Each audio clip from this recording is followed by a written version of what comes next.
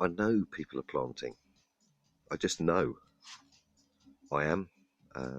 Neighbours are. Friends we've spoken to that we would never consider planting are planting. Um, so soil enrichment. Um, if you're not sure of how to boost your soil up, you've got everything from wood ash to coffee grinds to human urine, small amounts, um, brown sugar mixed with water.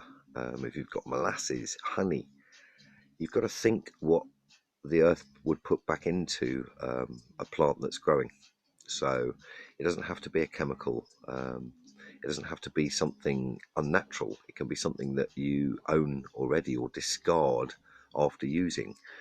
But careful consideration. There are many YouTube videos on economic, I suppose you could call them fertilizers. Pesticides are one thing, but to get the most out of growing food, and again, pardon me, you're going to have to excuse me. I don't think about today. I think months in advance. I really do. I don't have a time scale that revolves around today, the minute, the hour, the week, the month, the year. I really don't. I have a time scale that pans out my life, and I look at how that would fit in. Obviously, on a day-to-day basis. Don't get me wrong. I'm not proclaiming I live in a weird sort of interdimensionals, but in I suppose in practice I do.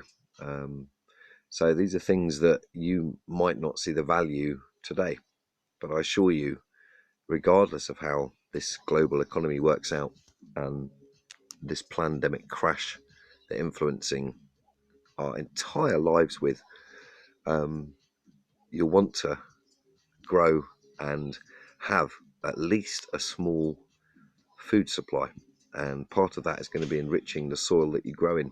So full fat milk, any milk actually, lager, beer, human urine, fish blood, bone, manure, that's the stuff you want. So think about it and make a list and add it to the pesticides, because it's going to be more important than the pound, dollar, or euro in your pocket. Cheers.